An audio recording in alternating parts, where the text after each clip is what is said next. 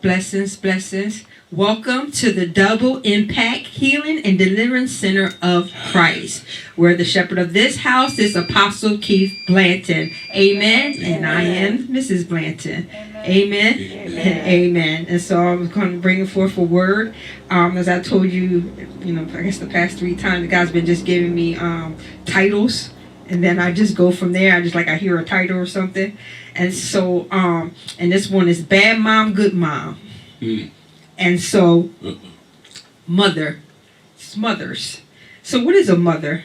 A woman in relation to her child or children. Bring up a child with care and affection. A mother is one who gives birth to, produce, to bring forth. Yes. There is some good mothers out there, and there are some bad mothers. Well, we all say, most people say, well, my mom is the best. Well, so I want to put this part out there. When we are mothers, and I know a lot of times she is, so everybody will be clear, and those out there that don't understand that, she is a female. And Father's Day comes, she is not the father. Come on, girl. Because, you get people to send you messages and say, hey, happy Father's Day, when you a mother, gets trying to insinuate that you're a single parent and you did it all by yourself. So on Father's Day, don't be sending those happy Father's Day to the women. If she is a woman, then she's just a mother. If she did it by herself, then she was just still a mother that did it by herself. That's all that is. Mm-hmm. It is the man or the evil man that wants to take and pervert that and make it. Now you got people talking about, I got 2 moms and I got 2 dads, living in that household. Thank God if your mom raised you by yourself and you still here and you living and you grown. Thank God for that strong woman. And so God uses male and female to procreate. Procreate means to a process of producing offspring. And I believe myself that we are one of God's greatest creation. The greatest. But man tries to corrupt it. Society tries to change it. By the things that we say, things that we see, things that we speak. It tries to change things and try to make people think that there's a difference. I had a question. Go ahead. When you say man tries to do what? Change. Okay. Is that both male and female working together doing that? Or is that just man by himself trying to Well, change? man and woman. But when I say man, I guess I'm doing like what the Bible says. Mankind. Man, woman, yeah. So mankind. And so what they do is they're trying to now put it into the schools and put it into the system where that you would have to, my kids go to school. So a lot of times, the kids go to school, the school is mostly training them than the parent is training them. Because why? Because the parent is working and the child is in school, so they spend most of their time in school. Instead of that, when the children come home, then, back in the day, they used to say, well, how was your day today? What happened in school today? A lot of times the kids get out of school, they go to sports, they run around, they're on their games, and the parent is not really socializing with the child, asking the child, how was your day today? There are some kids, because there was a reason I saw on a site before where a lady said her child came home and said, Mom, they said this at school. She's like, what? And she had to go down there to find out what really was going on. And saying that they have these books where they're reading the kids and telling the kids it's okay to be one gender if you're another gender. There was a guy that was talking about how he is getting in trouble for not paying child support. And he says, I'm not paying no child support for somebody to change my child's gender. Mm-hmm. And they're trying to get on his case or arrest him. He said, I'll go to jail. They're not getting no money to change my child's gender. He said, live with the mom. He said, the boy doesn't think he's only like 4 or 5. He doesn't think he's a girl only at home. He thinks he's a girl. Mm-hmm. But he said he got siblings, but he only thinks he's a girl only at home because that's what his mom put in his head. And so you got like these states just like backing up the children in what they're doing. And as a mother, we are supposed to be the ones who protect those children's rights. But the sad thing about it is some of the mothers that is allowing it to happen. Evelyn, back over here on your job. Don't come back over there. So it's a lot of mothers that is allowing this stuff. You back to your seat. There's a mothers that's allowing this stuff to happen. And they're allowing their children to do whatever the children wants to do. Instead, he's saying, no, this is wrong. And it comes because they have no morals, or they have not have Christ to be able to say, this is right and what is wrong. So, turn around. And so, I want to go to 2 Kings 6:28. And just to show you, like, and I'm going to get down to that point later, but I just want to give you some scriptures on some things. And that is, we think a lot of the stuff that's going on now. The Bible says there's nothing new under the sun. That's right. And so with that, there's a lot of things that we see and we're like, oh my God, they doing that? But when you go back into the Bible, you will see they were doing that.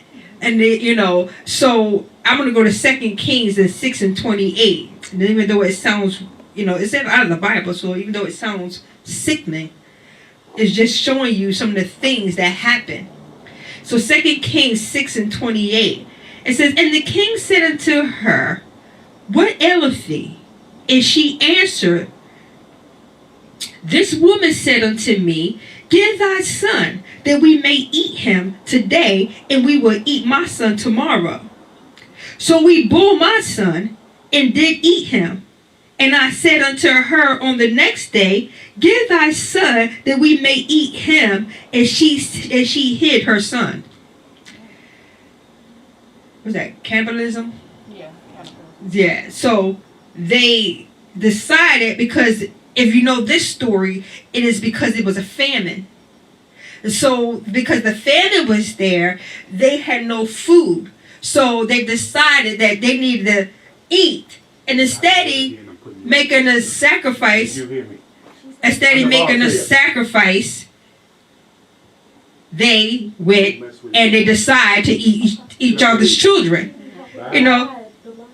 So the thing of it is that so they want to eat each other's. Well, the other one hid her child. She decided, because it's a famine, she decided, hey, I'm going to eat this kid. I'm going to eat your kid, but tomorrow I'm going to hide mine. And you would think to yourself, oh my God, why in the world would you even eat another person's kid? And even hide your kid, regardless of eating it. But it says that, I know this sound, and then the king, he heard this. Because this is the king asking her this.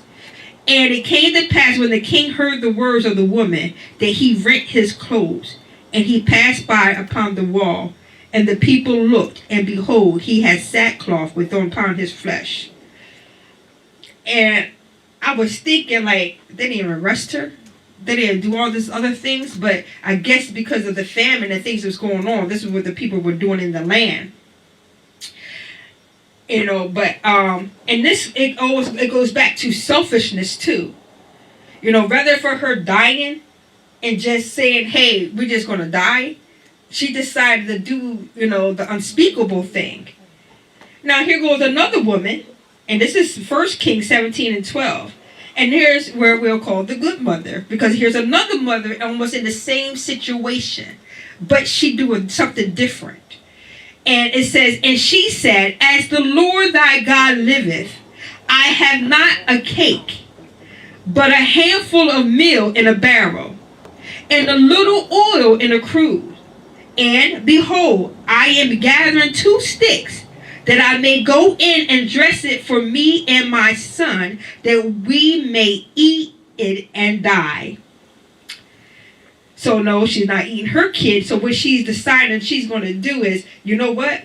I'm going to make whatever we have left. I'm going to feed my child and take care of him the best way I know how to take care of him. And then I'll eat a little something. And if we have nothing else, then guess what? We will perish together. Mm-hmm. That's a mother that is sitting there holding on her child for dear life. But this is where God intervenes, and she goes and make a cake for the prophet first. And this is why her oil never runs out. So her and her child continues to live. There were people that would go and they would seek God, or they would pray and God can hear their voice. But there's some that's cruel. There's some that are selfish. It's the same thing that happened when the people put their children through the fire. And the reason why the parents took their children or their firstborn and put it through the fire is because they figure, or what was said was, the luck and prosperity would come to them by sacrificing their child, which is really greed, which was really something that a mother should never want to do, is to take her child and bank on it. Because you got people that will bank on their children. People, and it needs to be addressed because there's a lot of cruel things that's going on. There's some things that people are not really understanding. I mean, even a woman that just sold her 12-month-old daughter to 3 men. And we won't talk about what they did. But the child died. And so, it's a lot of cruelness going on. And I know y'all probably saying, hey, this is Mother's Day. What's going on here? Why? This is Mother's Day. This is where mothers get celebrated. This is where they get honored. This is where, hey, what's going on? But God gave me this because he says, you know what? This is a healing and deliverance center of Christ. This is a healing ministry. And a lot of times people don't understand, and even though I said bad mom, good mom, we really can't really understand what is a good mom or a bad mom, because sometimes we make us think it's a bad mom, but sometimes these things come from uneducated people. They're uneducated. Some of these people are young. Some of these young girls are abused. Some of these girls are molested and they have kids. Some of these people are raped and they decide to have the kid. Some of these people are just young and don't know their mom is not home. They're not getting no teaching. They're not getting nothing. And so what happens is when you don't teach your child, at home, it will go out and find love somewhere else. Yes. And when they do that, then guess what? They get into a little trouble. And when they get in trouble and they want to get pregnant, then this is a child that does not know what to do. Either they'll hide it from the parent and go get abortion, or they'll keep the child and go tell the parent, and then they're having this child. Now you have a child having a child. Now, there's a lot of things that's going on. There is poverty, if there's poverty there, because the mother's in poverty, and a lot of their children are in poverty. They are taught, hey, get a boyfriend, shack up, have a baby, live life, get a job, boom, boom, boom. So a lot of this is like poverty mindset. Because some people just have a baby just to get out of poverty, or have babies because they think that's the thing to do because they watch their parents do these things. They follow behind these parents. And even mothers, they're hating their kids because of how they felt as a child, or they feel like their childhood has been ruined because of now I have this child and I have to take care of this child. And some of them hate their children. Some of the children hate their parents. Some of the parents, the children, like, I don't want to talk to her. I ain't got nothing to do with. But, what the understanding needs to be taking place is that because a lot of parents have dark secrets that they have not even exposed or told their children. So sometimes children don't even know what you're going through. Because you have not opened up, you have not talked to them, so they don't know that hurt people, and the parent is hurt. And then sometimes children don't know where they come from. There was a story where a young girl, she kept looking at her dad and wouldn't let nobody see her dad. Used to be like, she couldn't stand him and hated him, because he was all messed up. He was burnt up, whatever, and he was in a wheelchair. And so he didn't look, so she kept like in disgust, like, I don't want nobody to see him, like, ashamed of him. until the mom had told her why he looked like that. And that's because when she was a baby, when she was younger, something happened and he saved her life. And so that's the reason why she looks fine and he don't. You know, that's why she don't have no burns or nothing on her, but he did. And so at that point, after that, she started loving on him, but never told him why. Like she never told him, I know what you did. She just started changing her attitude and started loving on him. So the thing of it is, a lot of times children don't know what the parents been through. They don't know that, hey, you may be a child of rape. You may have been a child that, hey, I was going to abort you, but I didn't. You may be a child of a lot of things, but you don't understand. Maybe the mother and father was together and the father started abusing. And then, you know, there's a lot of things that can happen within a relationship and with a mother before she becomes a mother. And so where am I getting with that? God said to tell the people, forgive. You got to learn how to forgive those who hurt you. Even your mother, your grandmother, your auntie, your aunt like a mother, your cousin was just like a mother. Whoever the mother was in your life that you thought that was supposed to be there to protect you, but never did. That's the one you need to forgive. Because if you don't forgive, God can't forgive you. Forgiveness is to set you free. And so it's not saying it's okay what they did to you. What it is just says that I forgive you for what you went through or what you put me through. Because now, you know, God can use those broken pieces. Those things that you've been through, those things that hurted you and got you into that place. God can use those things to heal you. The thing of it is that the first part of healing is forgiving. So you have to learn how to forgive people for what they have done to you so that you can be able to release it. And I'm saying if you have young children, you need to love on them. You need to nourish them. You need to let them know, you know, that, hey, there's an open door of communication. That if you have a problem or you have an issue, then, hey, come and talk to me. Even if the father is not in the home, you know, you need to have an open door of communication with them, because if you don't, then somebody else will. And a lot of people are born in poverty. They're raised in poverty. They're having kids and raising kids in poverty.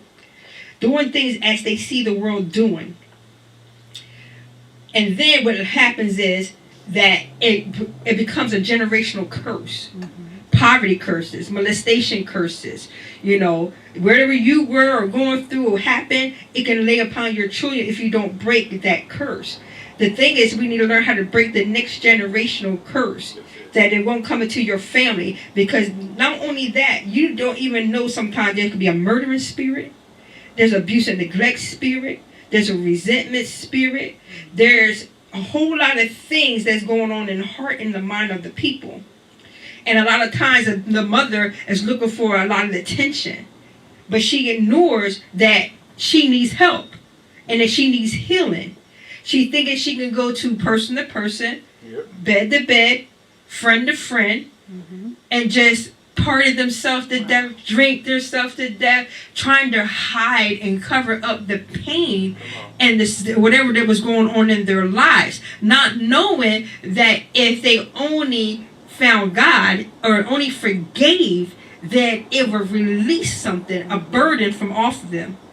You got to forgive, even if they're dead or alive. You need to forgive so that curse, that burden can break off of you and go back into the grave and let it die. Let the curse die. Let that thing that is hurting and broken you, the thing that you need to be mended.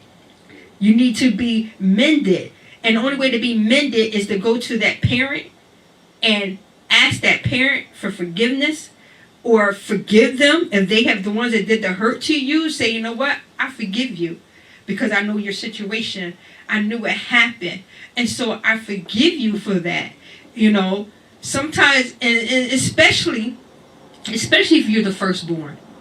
Because when you have a baby, and when you have the baby, you go to the hospital and here's your baby. They don't have an instruction book there. It's not a book that tell you this is what you do. Like they assume you already know. probably because you're a child and you had a mother, and so they assume you already know how to do these things. And so a lot of this stuff is practice. Like, oh, I made that mistake. I know not to do that no more. I know not to feed them this. Some things is common sense. As a baby, he drinks milk. You learn that in school. He doesn't get a burger. So there's some things that just common sense to a mother, or even a new mother. But even that, with a new mother, there's a lot of things that she needs to learn. And a lot of times, some of these mothers, they can't take it. So what they do is they give up the child.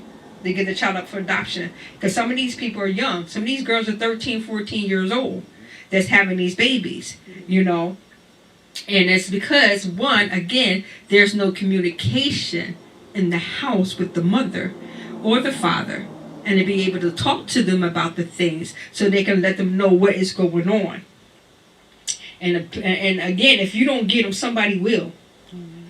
And then a lot of the time, these people that come out, they take these children for granted. They take the young people for granted. They know, oh, she look like she's hurt. She look like something's going on with her.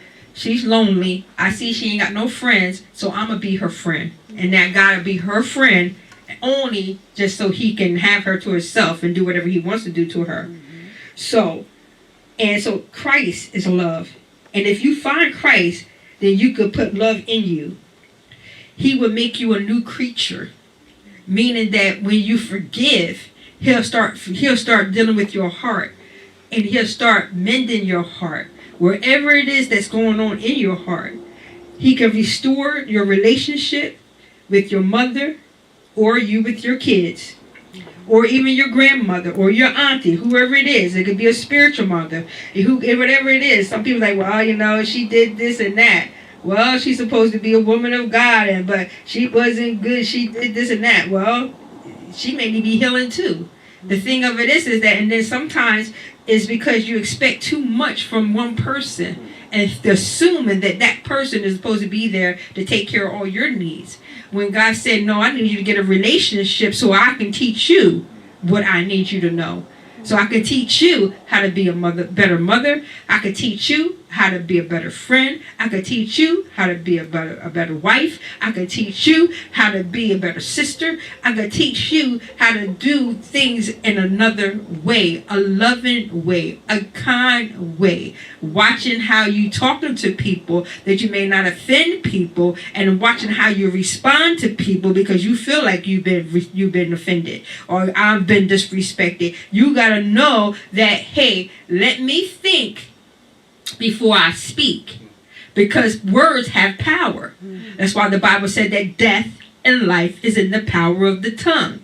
You got to be careful what you say, because you can't pull those words back after they've been in the atmosphere. You can pull them down and and hopefully those words don't go and making a bad effect. But once you spoke them, they already went into the ear of the person.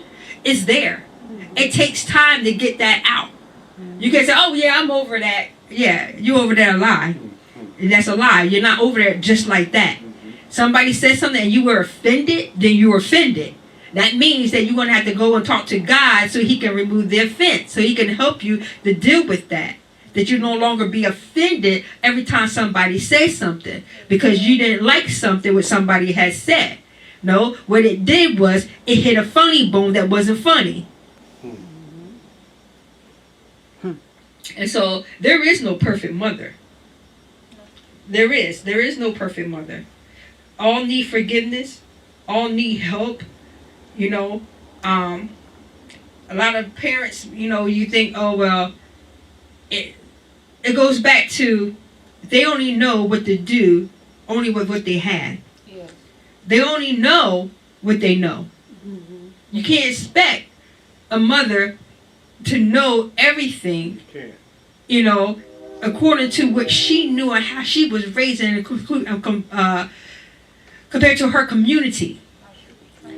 So you can be, some people, you may say you see somebody act a certain way or a mother act a way, and it's usually because you could tell, oh, they from the city. You could tell a city mother from a country mother and from a suburb town.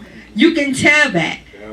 Yeah, all that. Because, a a city mother go to the country, she gonna be holding them like looking. They gonna be all in the country. That I thought I saw that tree move.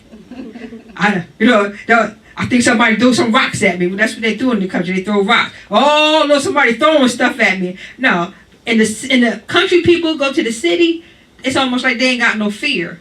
Like unless they heard about it, but they really ain't got no fear. They walking around like, no, you can't let your kid run around here. No, he can't go to the corner store by himself. He can't do that because in the country, kids go to the corner store by themselves. They allowed to go run around the neighborhood and go over to such and such house and be over there for 2 hours, and the mom don't know where they at, but she already thinks that they over there eating pie. So that's okay. But yeah, so you got to be careful when you know, some people have been in foster care.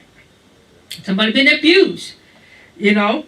And I remember my mom had mentioned that she was in foster care. And so we always thought like, my grandma, like I met her once. And my brother was like, she's strange, you know. But apparently she didn't have what she needed to take her kids. She had kids, so she had like a set of kids. And then she remarried and had another, like a couple of other kids. Like 3 other kids. So the first little set of kids, I don't know how that works. My mom's the youngest out of all of them. So I really don't know how that really kind of formed or whatever. But she was part of those kids that were given up. And so I think I told y'all before, she was at the foster care. And so this woman, she hated my mom. And she was the youngest, so she would, like my mom's hair used to be all the way down to her butt, so my mom said she would take a straighten and comb her, do stuff to try to burn her hair and try to do stuff to her. She took a cast iron frying pan and hit her in the head with it. She said they went upstairs and the brothers and sisters, they were a little older, but she didn't understand why she hated her so much. And so she's like, you know, she would like barely feed her, so the siblings like snuck her food. So when she found out that she ate some food, she made her eat everything in the refrigerator, including the butter. And so until she got sick. And so eventually my mom left there. She ran away. And so she was like 14 and she'd been on her own since 14 years old. So the thing is that she said she went to because she told me all this, whatever. So this is the reason why you need to get information from your parent. Like she went to New York. You know, New York is rough. New York, they see a 14-year-old girl. She got long hair all the way to her, but she's a beautiful woman, and she 14. You would think something would have inspired, something that took her and trapped her, or whatever the case may be. But she said that when she got there, she said, you know, God had covered her because nobody took her, and then she said this woman took her in, and I don't think it was a husband and wife, took her in and they took care of her and she started working out there and everything, and then she left there and she said they never did anything wrong to her, and then she left there and I think she went to, this is when she got to New Jersey, so she was still young, just wandering around and everything. So she had me when she was, I believe, 20. And so, yeah, my dad was much older. And I tell my dad all the time, you know, when he was alive, say, you took advantage of my mama. And so, but anyway, the story goes is that she took care of us the best way she could. She always worked. Like, she always worked. She always tried to take care of us. And sometimes that could have been a negative effect because parents like that, they've been abused, they abuse. But she was more because I was abused, I'm not going to let nobody abuse my kids. Because I was abused, I'm going to love them even more. And she kind of put us like in a, you know, like a protective custody kind of thing. Even though she did allow me to go places and I did was bad kid, you know, I did go out and, you know, hang out, snuck out and all that other stuff. But still, she was a protector and watching us, even when we didn't have a dad in the house. And then I had my stepdad, who I love dearly, and he was my heart. Like, that's my stepdad, and, you know, I used to hang with him all the time. And again, I thank God for that just the covering that he put over me, because he never, and I was with this man all the time. And this man never touched me, never made no move, never like in any kind of way. And then we'd go to his mom's house, and it would be over there, and I'd be out there with his cousins or whatever, and then we'd leave from there and go back home. And then I told this story before. He used to have me in the bar, because he used to go to the bar, and then they'd have me at the end of the thing. Oh, you want something to eat? And they'll give me something to eat, the snacks and everything. And so, because my mom was at work, I guess he was like, I ain't going to leave this girl in the house by herself. I'm going to take her, because I don't know where my brothers were. But he's like, I ain't leaving her in the house. I'm going to take her with me and go to the bar. And this is Mizpah, thank God. And we drove back, and I remember sitting on his lap. And he was like passed out, and I was driving. And I can't tell you to this day how we got back. I don't even remember. All I remember is sitting on that and driving. I don't even remember the roads. I don't remember how we parked. I don't remember getting out the car. I don't remember going in the house. I don't remember anything. You would have thought I was drunk, but I wasn't. But I don't remember anything. I just know that we were home safe, because here I am today. We was there safe. And that road was a road where I saw one of my friends, like, lived in a neighborhood where we lived at. Her mother and her friends, they all died on that road. Wow. Because that's a bar that's down there, and people drive down that road drunk, and they had died, and her mother died, and we just getting off the bus, and she had got the news. We was coming to the house, and she had got that news.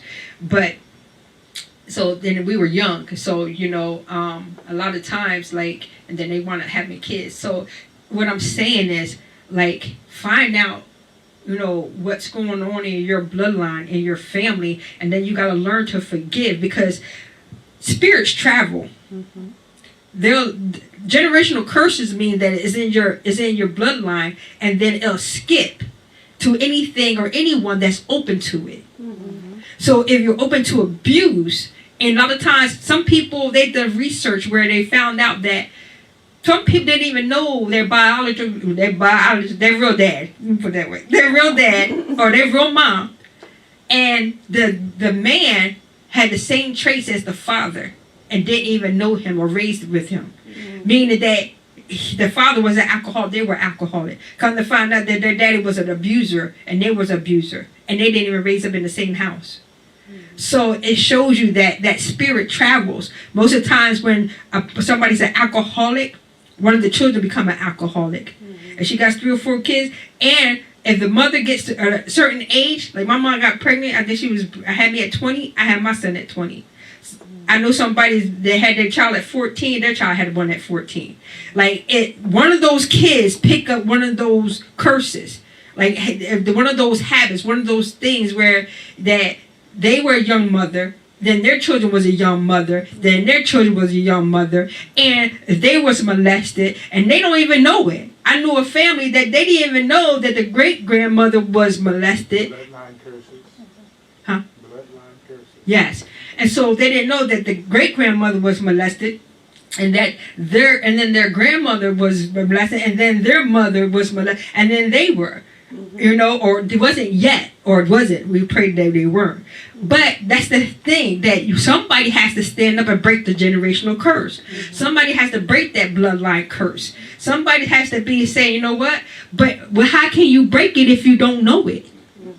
You don't know it, you can't break it. So if you don't know that this was happening in my family, you're like, oh, wow, is that why I felt like that? Oh, is that what's going on? I had kids and my son was doing this. I didn't have no idea. Why? Because nobody told them about the bloodline curses. Back in the day, families talked.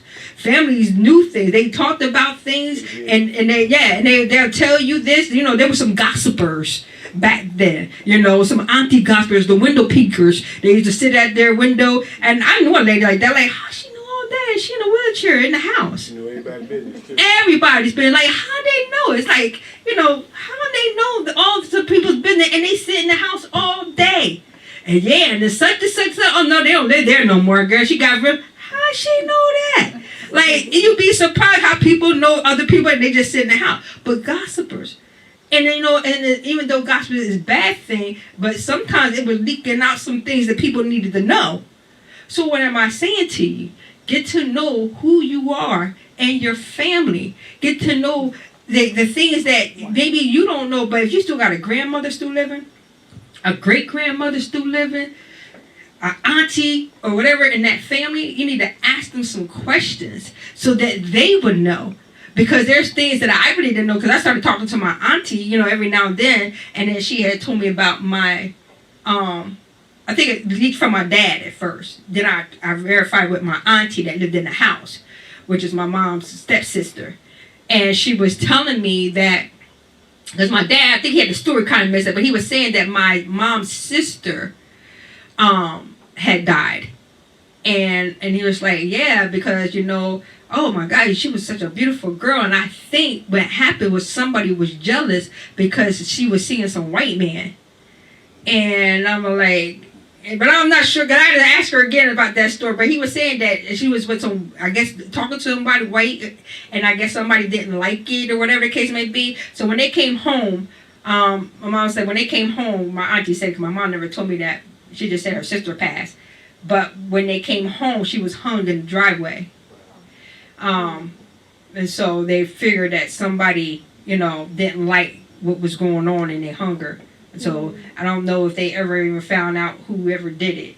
But yeah, so, but I didn't know that I had a auntie that passed away. I only knew about the aunties that that was around and that we saw every now and then.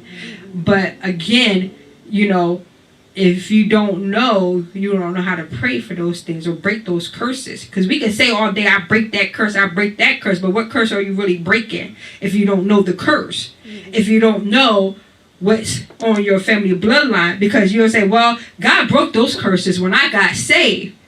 Yeah, but when you have kids, are those kids saved?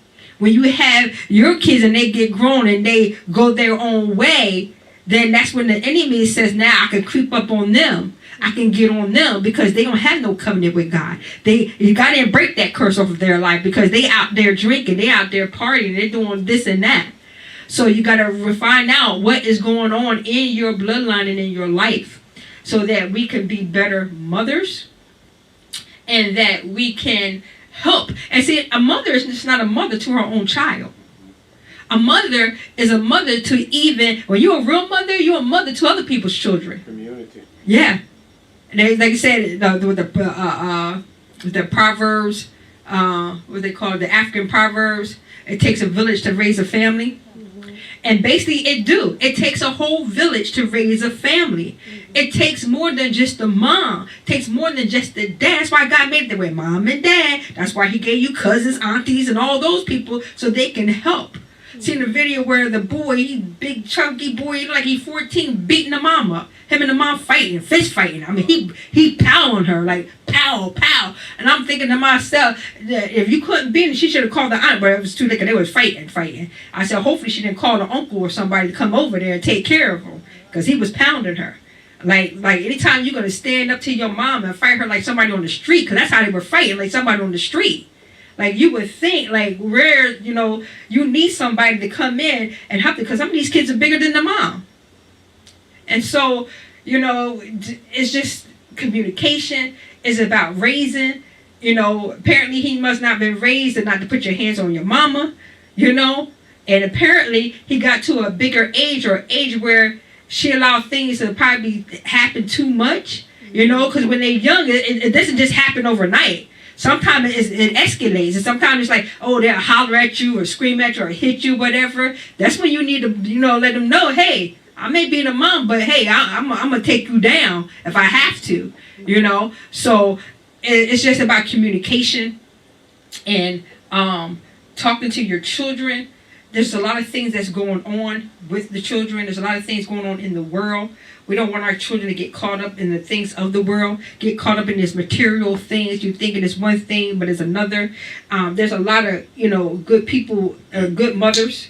I think that as a parent, we can talk to our children, but we have to watch that we don't get into the control factors of our children. Mm-hmm. Because you get into controlling, it's because you're still selfish yourself. You haven't got control over your own temper and your temperament. Mm-hmm. And then you start controlling them, bringing them up in the way you want them to go instead of the way that they should go. Mm-hmm. And that's the difference right there. Yeah. You have to bring them up in the way that they should go. God taught me years ago, even for my boys, years ago, he said, you can't bring them up the way you want them to go. Mm-hmm. just because you think it's bad. He said, but you got to find out what their attributes are, Yes. what their gifts are, their character likes, what they want in life that's going to fuel their financial support when they get older. Then when you raise them up in the way that they should go in that gift or the thing that's intriguing them, then you're setting a course for them to be productive in life. You can't just do it because I want to beat you in the head because you ain't doing what I want you to do. That's not parenting. That's control. That's telling the child, you're going to do what I say do and not instead of what's in you. God taught me, he said, you have to learn the traits, the attributes that's within that child. And then nurture that. Don't nurture what you want. Or you're going to do what I say do. Why? Because you're the parent? No, he had to teach me that. And my boys have gifts, and they have all moved in the realm of their gifts. One's cutting hair, tattoos, and all this other stuff. They're moving in their gift, and they're providing for themselves since their mother has left. And so we have to listen to God's voice when he says this here, to build that talent up, build that gift. Don't build up what it is that you want in that child because you want to be a dominating mama. You ain't going to do what I say. No, you're going to do what I say do, not what you want to do. That's not the way to do it. Yeah. And that can be dangerous because, like I was saying, I used to work at a rehabilitation center for trauma and head injury patients. And one of the guys there, because he was so control over his mom and the family, that he was, pressure, and he wound up being he was going to be a pediatric doctor, and he, graduated the highest in his class, but he wound up trying to commit suicide, and that's how he had head injury. That's how he got, back into that place because he was, for over the overwhelmness that they kept putting on him. You'll have your child say to me, you just don't understand me. You don't understand me. And they telling you the truth. You're not really paying attention to what they're geared towards. God put in them a gift already, but you're not interested in their gift because it's not what you want. He said bring them up in the way that they should go. You have to study what they're gravitating to. It could be their gift, whatever it is. You got to feed that. You got to nurture that. And then when they get old, they won't depart because it was already in them when they came into this world. But we like to control our children. We like to dominate them and beat that and cuss at them. That's not God's nurturing. That's demonic nurturing. That's raising them the way you want them and not listening or watching. He had to show me how to train my eye to look at my children and say, okay, that's what you want to do. Now, because my son does tattoos, I don't have no problem with that, but the word talks about it, but God never dealt with me about that. He knew, though, that this child of mine was going to use that as a supply chain in his future to, watch this, take care of himself. And this is what he's doing. He found out later on it's in the word, but God has to, watch this, break the cycle there and bring him into something else that's going to pique his interest. He likes writing on people, evidently. So, he's an artist. Yeah, he's very good at it too, but I couldn't become selfish in my desires and you ain't gonna do that, you're gonna be a preacher like me. That don't work like that. It doesn't. So I found out what it was and I put it in his hands. I bought him tools. He started drawing. I fed that gift. Yes. Are you hearing? He doesn't have to do tattoos, but people want marks on their body, so he supplies their needs. Amen. But am I justifying it? No, but I took the easier course. Instead of trying to force him to do what I wanted him to do, I had to use the gift that was in him and nurture it. Now, when he's getting older, he's probably growing out of it, although I know he's turning up the gears on tattooing. However, something is piquing his interest outside of that because he doesn't want to do that the rest of his life. I can see that. But that's not my job. God will gear that into the direction he wants it to be when he gets older. But you got to let the child be the child. Yes. And you be the parent.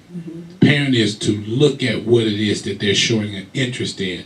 That may be the very thing that's going to take care of their needs when they get older. And you. And me too. You get that, right? But and who am I to say that? Now you see in the Bible that there different things about tattoos and marking of the body. That's the law. What is God saying to him now? I have no clue. Do you hear what I'm saying? But we have to give them a start somewhere. Yes. You get what I'm saying? Yes, and then they have to make their own decisions in life. You can't just decide that I'm gonna control them, and that's what a good mother would want to do. A good mother would want to see the child succeed and let the child grow into what it wants to grow into, and be there for the child. Not no matter what. Because we know there's some good mothers out there, and there's some struggling mothers out there, and there's some mothers that just don't know and they're just going day by day. But then there's some evil mothers out there, because there's some evil, And I mean, even with Jezebel's daughter Athelina, she had a son. Apparently, she must have loved the son at one point. But when he died, she killed all the king royals. So that means she killed all the grandkids. Why? Because they were to be the next to get on the throne. And she's actually, Athelina, the Jezebel's daughter, is the only queen to sit on the throne of Israel, of Judah. She was the only queen that did that. And so that was evil. That's because they worship other gods. And so when people worship other gods, that's what happens. Some people even see their parent as a god. They even see their mother as a god.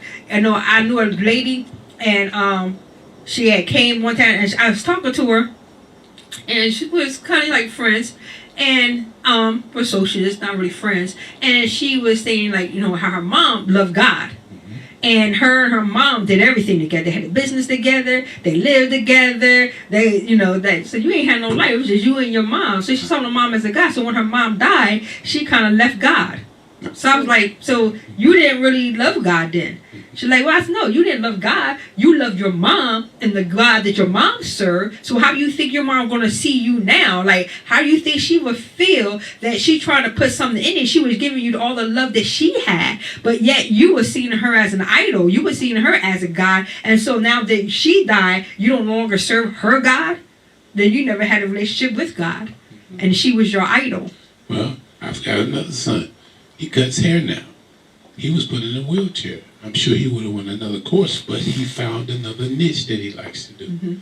And he cuts mine sometime. I don't do it all the time. Okay? Right. However, they have to find their niche in life and then build on that. Everybody's not going to be the president. Everybody's not going to be a policeman. You get what I'm saying? Yeah. But whatever their niche is, you have to find that and nurture it. You got to let them be themselves, because they came here with gifts in them. That's what Mother Boy told me. Yeah. You came here with the gifts in you. Okay? I know how to do business. I do that. But as I get older, I'm like,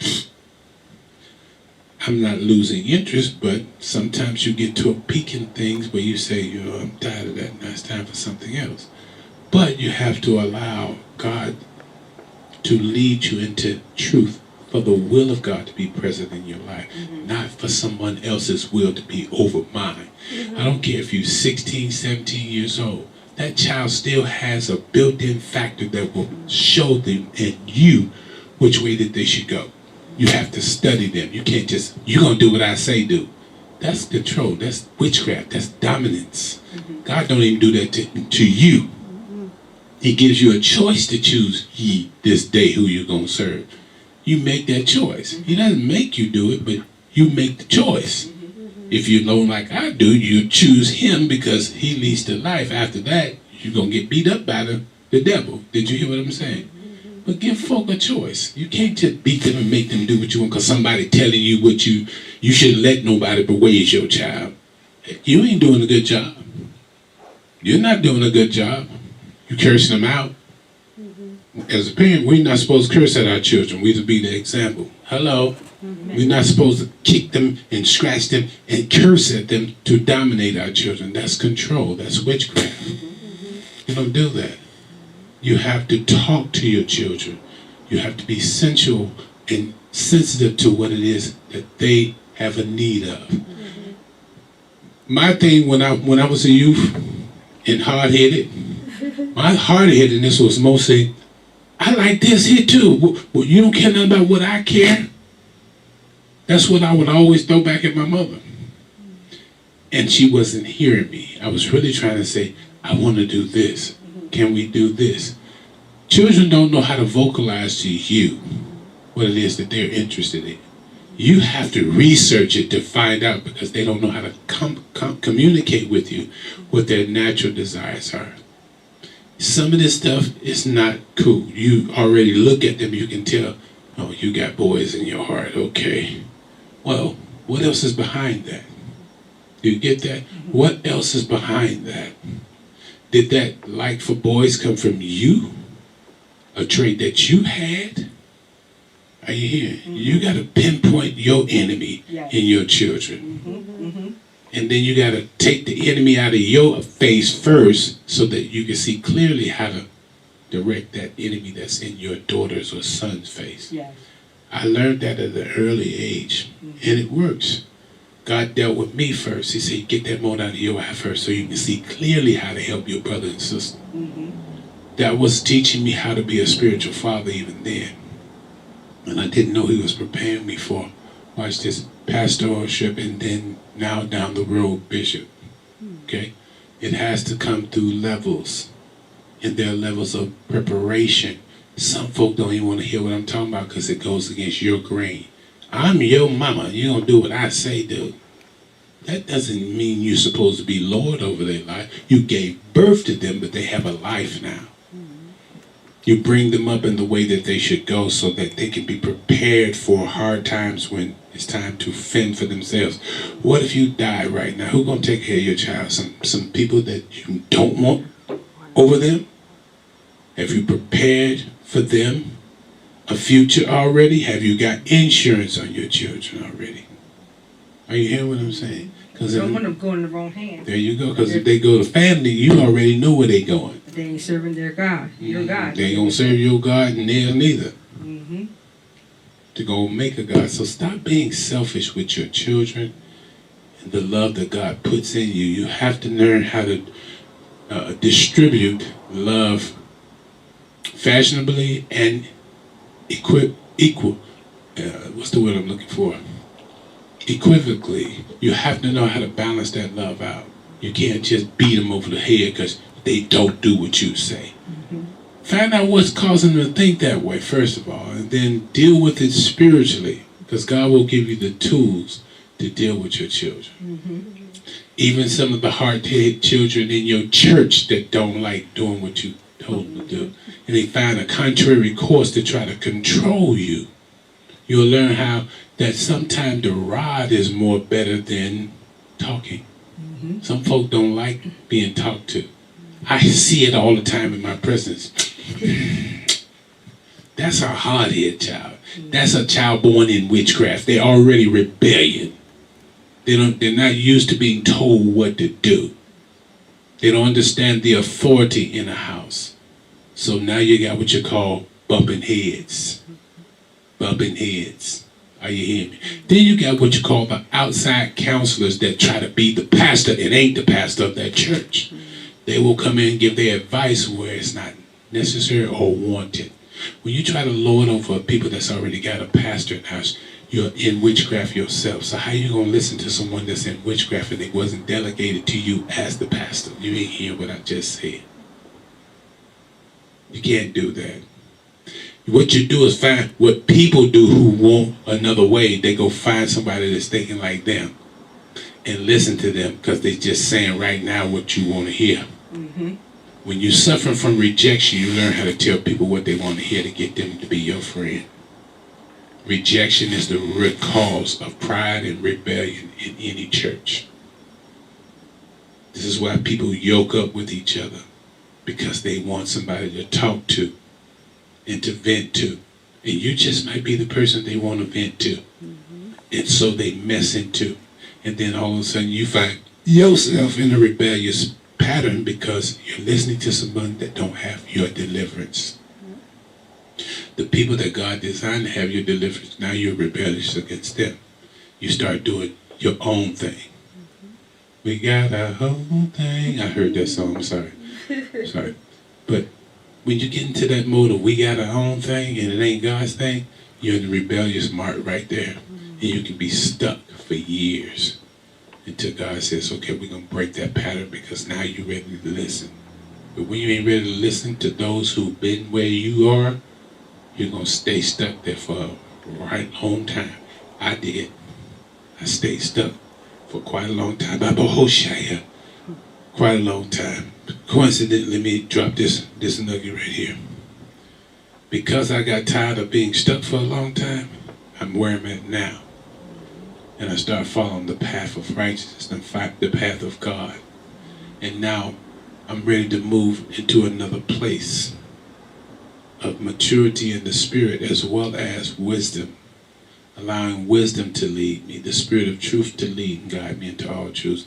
Not folk. You don't go pull people to be your friend just because you lonely, because you built that tunnel that you down in now. When you way down deep, you dig your hole. And then you go find a friend that's listening to you, gonna dig their hole too now. I don't think you heard me. If you listen to folk that's got they in the hole already and they done dug that hole, they went from nice car, decent car, no car at all. There's something wrong there because the Bible says, and you shall know them by the fruit that they bear. You don't start bearing fruit when you're in God.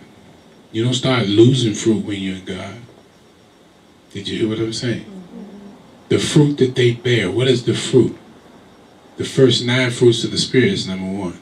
But then the natural things that God had put and add on to your life because you believed Him. When those things begin to become irrelevant in your life, you're not fruitful in the natural or in the spirit world, which means you're now operating in full-fledged witchcraft of rebellion. Who are you going to help now? Are you hearing what I'm saying? Mm-hmm. You got to get out of rebellion first. You got to come out of that and walk in the truth and cling to it. And stop being stubborn as witchcraft. That's what the Bible said. When you're stubborn, you ain't going to listen to nobody because you think you know it all already. You can't prosper like that. You got to be willing to be led by God first. Of all people, that's the person you need to be led by. And learning how to submit to the authority He has you under. God don't put you somewhere and let you be the boss. Mm-hmm. What would my Pastor Richard Daniel Hinton would have done if I tried to be his boss? What do you think he would have done? Knowing how he is. He'd have put you out. He could. He could have done that, but he didn't. He lived long with me. He suffered long with me because he saw my future. And we as pastors, we have to learn how to long suffer with people and not put them out when you're ready to just throw them to the cave. Because some folk will make you put them to the curb and they don't see they're doing damage to themselves. Because when you grieve the man and woman of God that He's placed over you as a servant or as a watchman for your life, you grieve them, God will be ready to kick you out Himself. I've seen that happen even in my house, where I've seen literally God do this to people that was in the church, and He knew that they were continuing to grieve me. And I just wouldn't say anything because I knew that to put people out before the time could wreck me. Mm-hmm. You know, that's not how you run a church. You don't do that. But you can get on the pastor nurse where he says, it's time for you to get the hell out of here. You can do that. And when you start grieving a leader like that, it's not long before God says, He don't want you to grieve His leaders that He put in place. You're being a sword to them. You got a nasty attitude about always twitching the necks, snapping the finger, popping the neck. That's not good. Are you hearing what I'm saying? That shows that you are still stiff-necked. You need your neck cracked. And I ain't talking about by a masseuse. You need that neck bone popped. Meaning get the pride out. Why? Because you still stout at heart. Your heart is not pliable. It can't be changed because you're refusing to change. There's only one leader to a house. And if there's two, meaning husband and wife, that's still only one leader. Mm-hmm. Catch what I just said. Mm-hmm. He made them one. And it's impenetrable when God starts tying the knot, the threefold cord. Yes. When you start trying to break that, you put a judgment on yourself and your family. and everything around you starts to be made harder. Why? Because you're coming against something. What did the word say? He said, that which I've joined together.